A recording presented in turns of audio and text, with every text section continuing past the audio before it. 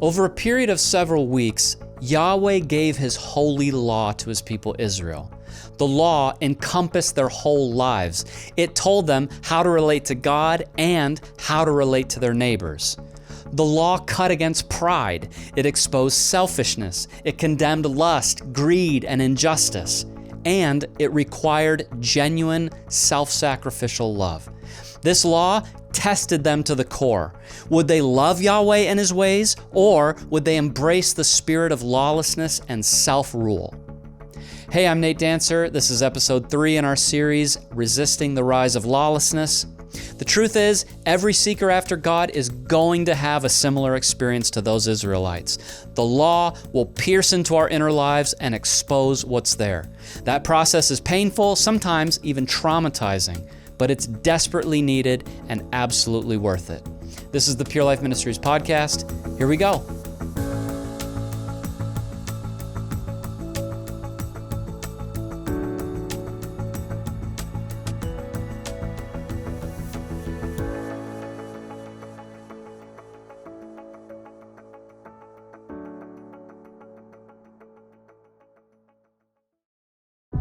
Rebellion to God's authority and the lawless attitude that undergirds it has been in man since the garden. One can easily trace this mutinous mindset down through the history of the antediluvian period. Man became so corrupted that by Noah's time, every intent of the thoughts of his heart was only evil continually. The world was swept clean of its wickedness, and the Lord began all over again with Noah and his sons.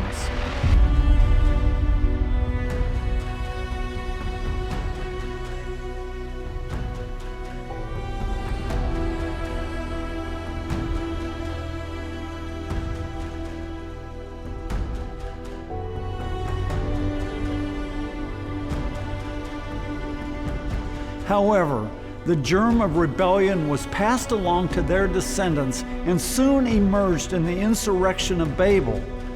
Once again, God had to intervene, this time to confuse mankind's languages and spread them out across the world. From this great scattering, nations formed and civilizations grew. In the meantime, the Lord found a man named Abraham right there in Mesopotamia who would prove faithful to Him. God promised to make a nation of His descendants. A few centuries later, the Lord used Moses to lead the Jewish people out of the polytheistic empire of Egypt and into the Sinai wilderness. It was there that the Lord instituted His plan to form a nation of people He could train in His ways.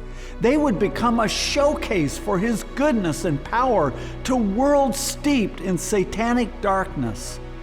What a tremendous revelation of God's character this could have been to the world had the Jewish people humbled themselves and submitted to His authority. Unfortunately, this is not how things went. What a tremendous day it was when the Lord descended upon the mountaintop in fire and power. The Jewish people heard the voice of Yahweh and received the 10 Commandments that would remain a fixture in the nation of Israel for centuries to come. As the people stood at a distance, Moses approached the thick cloud enveloping the mountaintop. It probably took several hours for God to give Moses the additional laws needed to govern the people. Eventually he emerged and read the laws the Lord had given him. And all the people answered with one voice and said, "All the words which the Lord has spoken, we will do." Moses probably felt that this was finally the turning point he had been praying for so earnestly. With this newfound commitment, the Lord called Moses and Aaron along with Aaron's 2 sons and 70 elders of the people to ascend the mountain. And they saw the God of Israel, and under His feet there appeared to be a pavement of sapphire, as clear as the sky itself, and they saw God. It should be noted that the word for saw here is not the typical Hebrew word for see. It is chazah, which is usually used throughout the Old Testament to describe men of God who were given a miraculous sight into the spiritual realm. While Moses remained on the mountain with God, Aaron and the others came down to the people, sharing what they had just experienced. The entire camp must have been in awe over what they heard. I can't help but think that this tremendous vision of the Almighty was a precursor of how things could have turned out.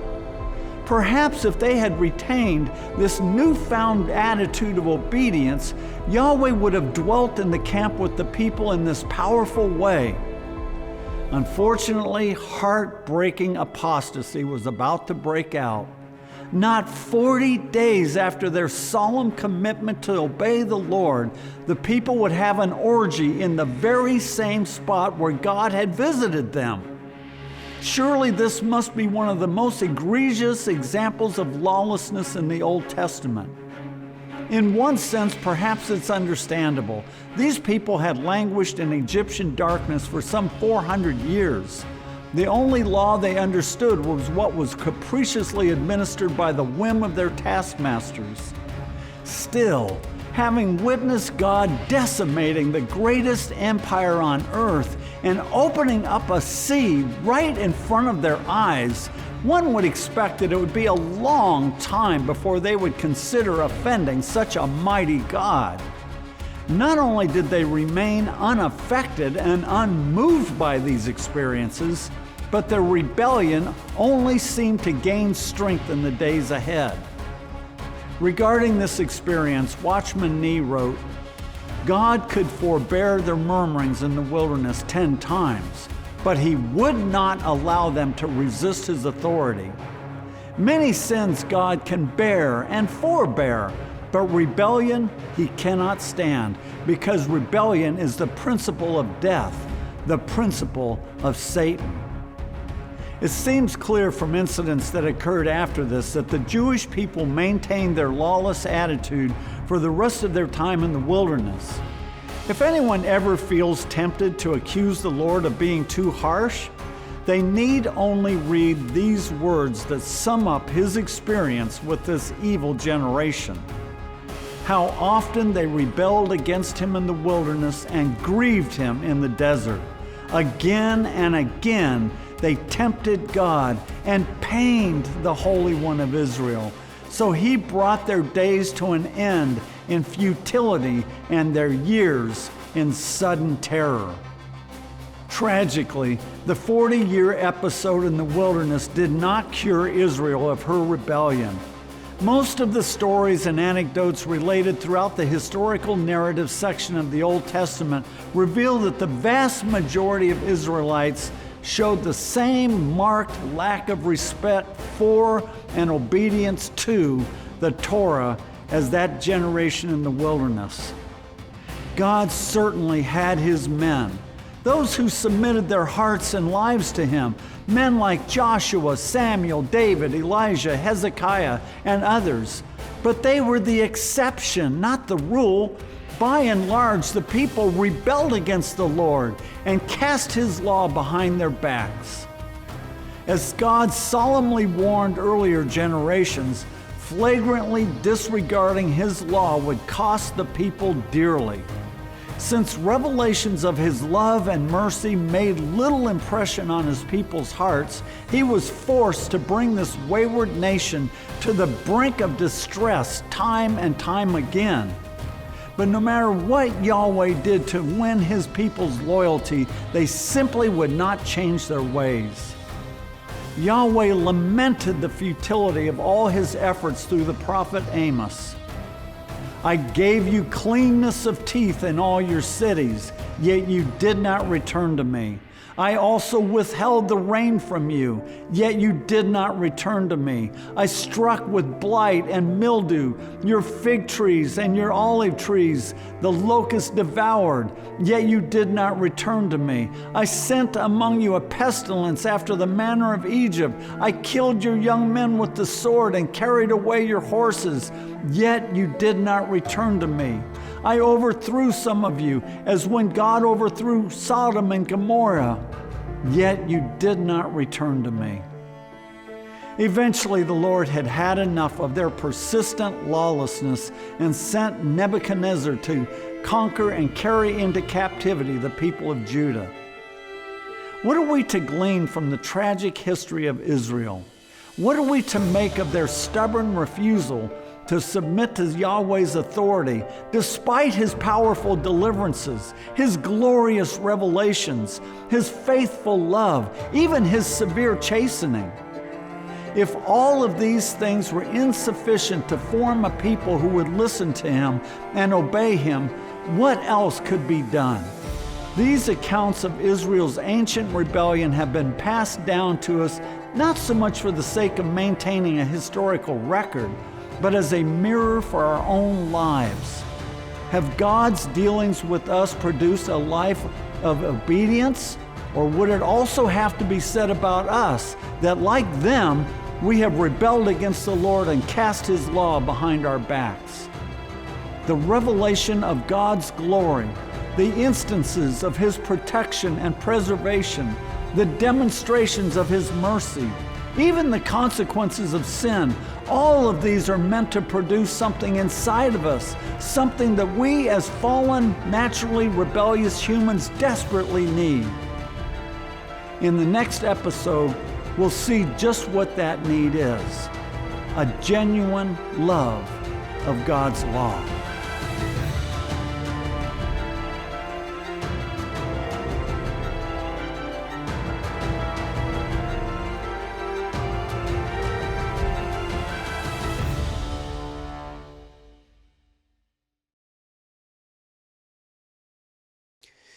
All right, so we're going to move into the second part of this episode, and with me in the studio, it's not exactly the studio, with me in this location is Gabriel Gonzalez, the manager of our residential program. Thanks for coming in. Thanks for having me, Nate.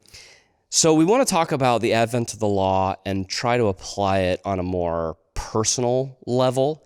At some point, everyone who claims to follow Jesus or who is seeking to follow Jesus is going to have a personal confrontation with the law of God, where God holds forth His standard and His commandments, and it begins to do something inside of us. It begins to expose the sin that's inside of us. It rebukes the way that we've lived, and then it calls us to live a life of holiness and a life of obedience. And that confrontation can be kind of unsettling, even at some points, I think, traumatic, because the law is so high and so holy. When you see it correctly, when you realize just what it means to really obey the commandments of God, it's so high and it's so holy that it's like, oh my goodness, everything in me is opposed to living that way. Right. I think about the people standing at the foot of Mount Sinai, and right. I can go like, oh, I understand that. I understand just that, the terror, that reaction of like, oh my goodness, in sight of the law of God, I am such a sinner. What was it like for you when God began to confront you with His law? Yeah, I mean, very similar to what you were describing. It was I use the word radical experience, a radical encounter with, in this sense, God's law is what we're talking about. I can say that it has always been effective and working in my life. It was me that was pushing away against it. Okay. So I can look back and say that the law had an effect upon my life growing up in a Christian home with parents that participated in the services and in church and took communion, and you follow through with the baptism. And so there was an obedience that was taught to me, and there was a following after what moral obligations my parents saw fit for us, especially being Christians. My understanding to a lot of what the law was a right and wrong. And it didn't come down to who I was actually serving, nor a love for who I was serving. So that's where the problem was. Before God's law really did confront my inner man, I was really good outward. I was outwardly, habitually, I would say, going to church, doing what I considered to be the right things to do. And for me, that was law, right? That was what is the right thing to do? That's the law. Later on in life, after, ended up getting deeper and deeper into sin and having an outward moral law that I was keeping up with, God confronted me, and that was, like I'd mentioned, that was very radical because it was an inward thing that took place. And I can tell you, it wasn't an instantaneous thing. There were moments when I was meeting with the Lord later on, especially when I was here at Pure Life Ministries in the residential program, that especially what you mentioned with Mount Sinai, it was God's holiness. Do not touch. Do not touch. And it wasn't a fear so much of me just dying.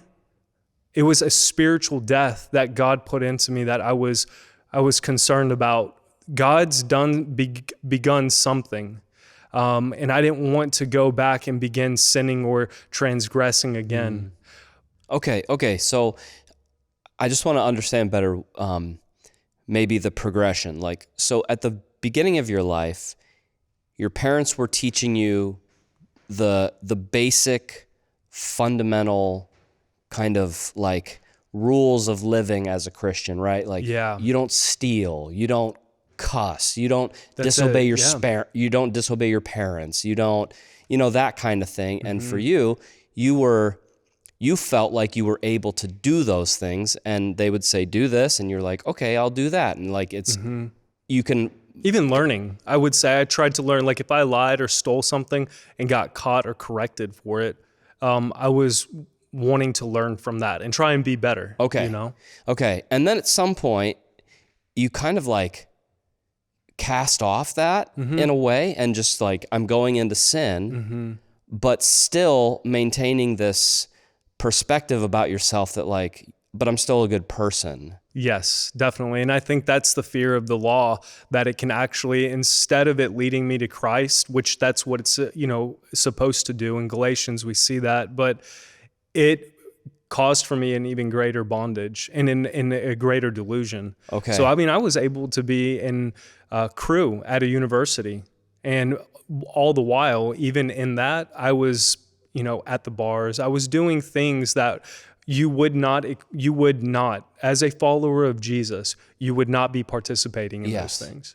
Okay, but then at some point, the law came home to you in like you said, in a very inward way, and that was different than you'd ever experienced it before. It definitely was, and it didn't confront my actions, because those were the things outwardly I was trying to address all along. Something inward needed to change.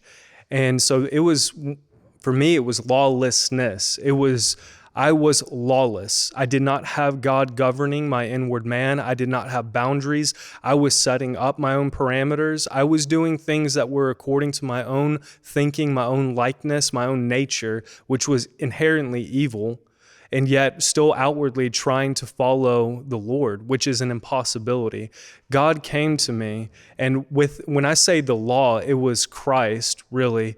I was given I would say a choice to either follow him or to continue to stay in my darkness. Once I began to choose to humble myself, I came into the light.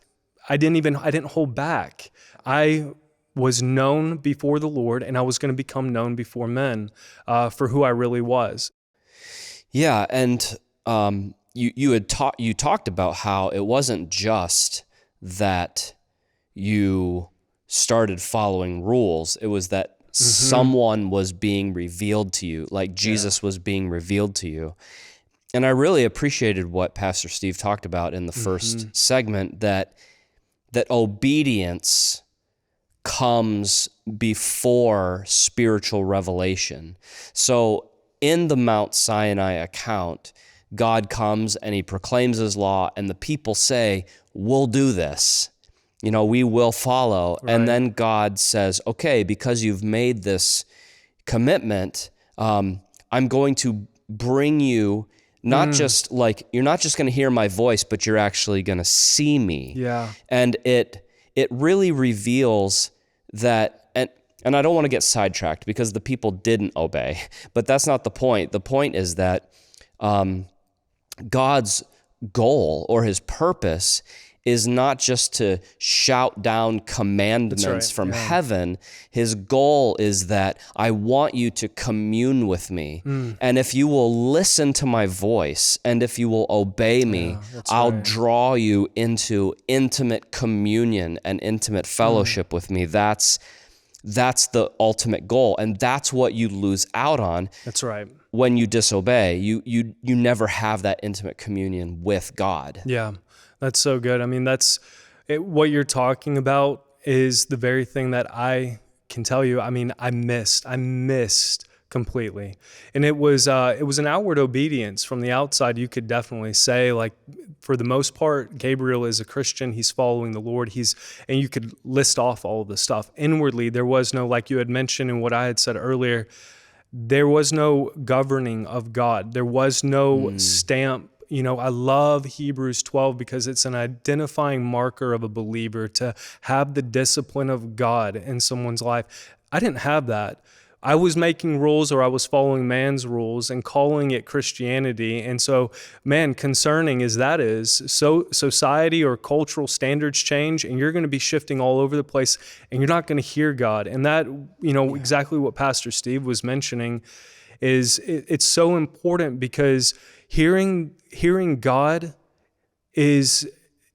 it's the way out. It's the way out of your own thinking, the way out of your own flesh, the way out of your own vices. But that voice just doesn't come by your own nature. You can't make up God's voice. And so obedience, I would say to anybody listening, in fact, there's an inward yielding to the Lord that you had mentioned that you pulled out, like it was said with the Israelites, those men who said, yes, God. That came coming to Pure Life Ministries, and that's where God began to reveal more of himself. But I would say to anybody who's not hearing the voice of God and it's confusing with their own thinking, there's no doubt in your heart a yes that you need to begin saying to the Lord, and he will begin to move. That's the best way I can say it, but that yes is going to be costly. I mean, it's going to require even you to no longer be false or fake, similar to my own testimony. Yeah. But that commitment, that was for me coming to Pure Life. I inwardly said yes to the Lord, and he began to open doors, and in every sense of it, tested me. I believe now, even in this day and age, as dark as things are, that's something the enemy does not want, especially for the people of God, but for those who are lost, he doesn't want to hear the voice of God, them to hear the voice of God. Stay confused, stay trapped, stay in a law, stay in a system that seems right, that is up to your own thinking, that makes you look good, but there is no reality, there is no governing of Yahweh in the inner man. Yeah, and I think it's also really important just to mention too that so much of the obedience that God really wants from us is just the simple daily obedience, right? Because there are those big moments of surrender where it's like the way that I've been living up to this point fundamentally has to change. And then there's a lot of little moments where it's like, in this moment, am I going to obey God's call, for instance, to be thankful in every circumstance, or am I going to grumble and complain? Am I going to choose in this moment to praise him instead of question him? Am I going to choose in this moment, like because this is obedience. Am I going to choose to trust in his character, or am I going to rely on myself and my own thinking and my own feelings or whatever to get me through? Yeah. And it's not that God is just like, well, be thankful because I just demand it. It's like being thankful actually brings us into a communion with him in a way that I can't honestly even explain, except that I know that it's true. Yeah. That ingratitude closes me off to the presence of God. Yeah. Selfishness closes me off to the presence of God, but because God is all of the things that, God is thankful. He is faithful. He is trusting. He is unselfish. When he's asking us to obey him, it's just simply saying, please come be where I already am. And then there's fellowship with him. That's so good. And that part, it reminds me of exactly, that inner longing in every single human being. It's exactly what you're talking about. And it is only fulfilled through this way. This is our purpose. This is what we have been made for, is obedience. And in this way, through the righteousness of Christ, we have this fellowship restored to God. I personally, I can tell you just there's nothing more satisfying and more enjoyable than being able to look back at some of the issues that have come up in my life, even the difficult ones, and be able to say, wow, the Lord helped me to give thanks. I mean, again, like what you were mentioning, it's those simple things, but how often do we have the reminder in the Old Testament not to grumble, not complaining against God, and not to give into any, idolatry or sexual morality, but the simple things, don't do these things. And how often do things come up in our own life that we end up complaining, murmuring? We have issues with our spiritual leaders, our authority. We are an opinionated people. We have our own thoughts, our own critical thinking that we want announced to other people. We want to be on top, even in our own thoughts. And yet the Lord is he's very lowly. Jesus is so lowly, so humble. And to have that type of communion and fellowship with him, to emulate that type of character, yeah, I mean, that is, I have come to believe that is what we were made for. That's what we were called to be here on this earth, and to reflect and represent God in that way in the face of Jesus Christ. It's an impossibility. Yeah. It's so difficult. Yeah, and some of the lawlessness I think that we see in the church is not so much like people outwardly saying, I just want to do literally the worst lawless things possible. Like, I want to believe I'm a Christian, right, but I want to be able to murder, and I want to be able to steal, and I want to be able to commit sexual crimes and still. It's not that. It's just that my inner life, like you said, I'm not going to allow God to actually govern my inner life. I'm not going to allow him to tell me that kind of thinking displeases me. The way that you're responding to that person displeases me. Wow. The way that you're thinking about entertainment displeases me. Yeah. We're just kind of like, well, I want to be a Christian and I want to go to heaven. Yep. But as far as the way I talk to people and what I pursue and what matters the most to me, those things are off limits. That's like I have the right to choose.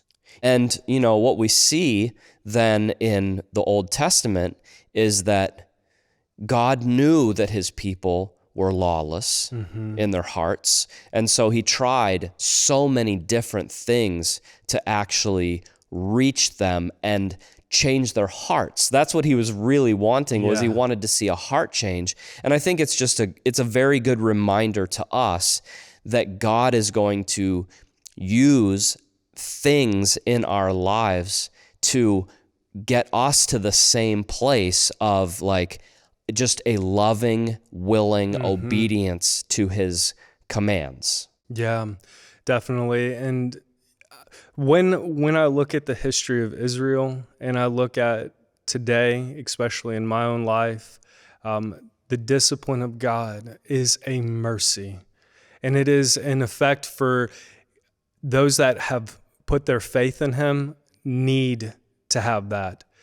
because we're all susceptible to falling away in disobedience. Yes. When I was lawless, I didn't have any care about God's law. I cared about what it looked like in front of other people, cared about that law, but I didn't care about what it meant to God. Yes. And so now the discipline of the Lord, it affects my life to bring me back. It doesn't feel good at times, but it is His mercy. I don't know where I would be apart from it.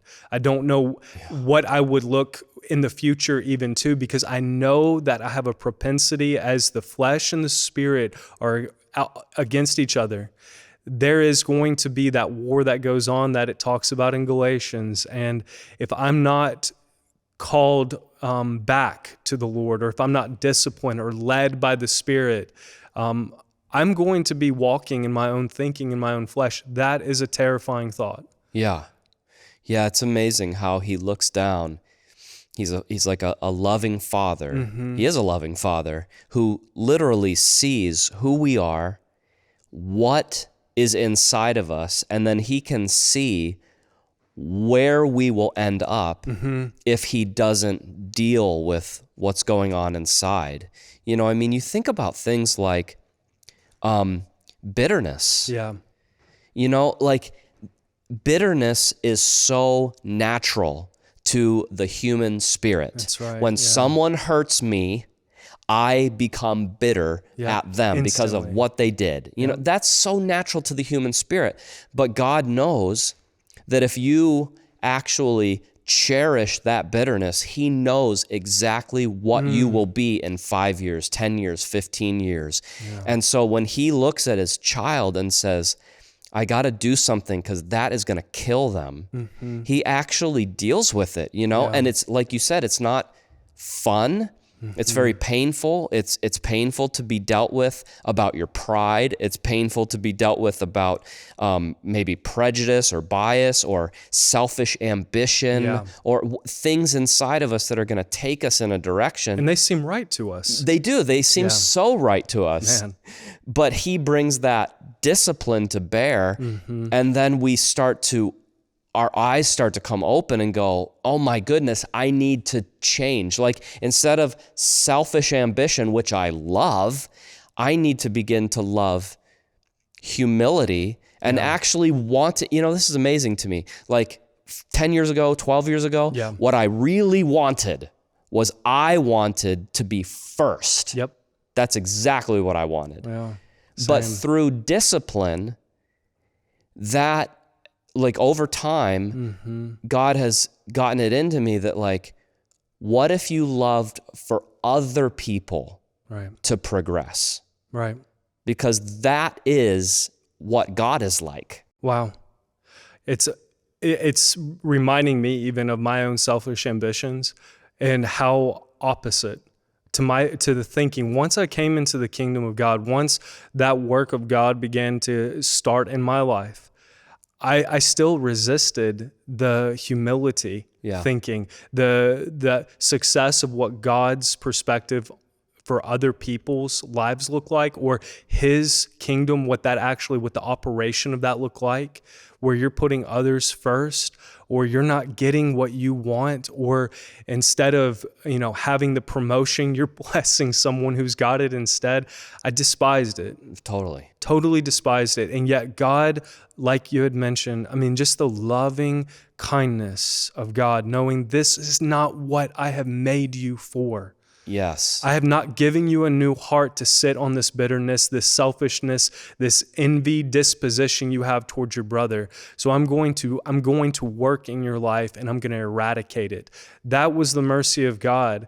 And I have continued to see that as He's worked through removing things. But to be able to have this, I cannot help but to look at Jesus Christ and realize it is because of His death that we are able to have that discipline in our life. This isn't just something where we have this nice little exchange with God, where we get to have some discipline in our life and we become a better person. Yeah. It is through the work of what Christ did for us, that I'm not receiving the full wrath of God, that I'm actually getting this sanctification, this work that's removing me and separating me from this lust-driven world full of lust and driven by passion, and brought into a kingdom and separated, as you mentioned, to himself, which is the purpose of what we've been made for, that relationship with God. Yes, and the thing that's so amazing is that when you experience the blessings of walking in obedience to God, you just realize how utterly miserable it is to disobey him. And you see in the Old Testament, like God just pleading with his people over and over, if you would just obey me, I would pour my blessings out upon you, because he knows that disobedience brings so much misery upon the human spirit. It's not like God is arbitrarily like, I bless this person and I just curse this person. It's basically just those who obey God are really truly blessed in the inward man. They'll have lots of trials and tribulations, of course, but to disobey is so full of misery, and I know that you probably feel that so much with the men that you counsel. It's just like you're looking at their life and just how they have literally destroyed their own life. They've destroyed their families' lives through their disobedience. And it's just like, how many times you must just like be pleading with them, would you please just learn how to obey the Lord so that you can come out of this life of misery? Yeah. Wow. It's so true. To even have seen a father being dropped off by his wife with the kids there, and he's hugging them goodbye, and everyone is distraught having to say goodbye, and your dad and your husband's going to be at a residential program for 9 months. And then to find out, the guy's, several weeks later, just frustrated and doesn't want any help, or isn't, wanting to listen to any of the correction. And that is heartbreaking when there is such hope in Christ, to be able to come out and know I can serve my wife, I can serve my family, I can have a life that is blessed by God, that doesn't have to be in rebellion and continued disobedience. And to see that, it is heartbreaking. It's one of those things that, again, we mentioned earlier in the just in this episode. It's not so much like the sexual sin or all of the things that, if there could probably be hardly any sexual sin, no drug use, this or that, but it's, I do not want to be told. I want what I want, and I want to do what I want. And that in there, that, you got the disgruntled counselee, someone that, has really been through it, and you're just pleading with God, how much longer? What more does this individual, this soul, have to go through and take a bunch of people down with them in order to come to the place where they're saying, God in heaven, there is no one else but you. I'm all sin. I am the sinner. Have mercy. To get the soul to a place like that. It's not a story that Jesus told. It was a reality that God's heart cries out to a people and says, I want to have mercy upon you. Recognize, see who you are, and see what a great God I am. Yeah. And as a counselor, that's the hope. Yeah, that's amazing. Yeah. So hopefully people are understanding through the first segment in the teaching, and then also this, that there is a very, very vital purpose for the law, and we still need it today. Yeah. I'm not saying we need the whole system in a way that we work to create our own righteousness. I'm just saying that the commandments of God are there for a reason. Yeah. They show us what's wrong. They expose within us the kinds of things that lead us to death. Yeah. They show us our powerlessness to please God in our own strength. And then they should drive us to the foot of the cross, where we say, please have mercy on me, and please create within me a heart that loves to obey you. Amen. You know, give me a new kind of life, a new kind of heart, a new kind of spirit within me, not something that's just doing my own thing, but something that is like when God says, this is the way I want you to live, that our hearts say, yes, Lord. Yeah, amen. It's like my heart beats with him. Like yes. I'm in step with him, like Galatians says, to be in step with the Spirit. Yes. And that, again, I cannot reiterate enough how important it is to be able to have an openness, an open heart, to hear this call from the Lord, especially, that it's not about following the law, but it's about what the law has been given to us to point us to Jesus Christ. Yes. Having a right relationship with him. Amen. All right, Gabriel, thank you for coming in. Thank you for having me. In this episode, we talked about our need for the law of God to expose what's in our sinful hearts. In our next episode, we'll talk about something else we desperately need, a genuine love for God's law. God bless. We'll see you next time.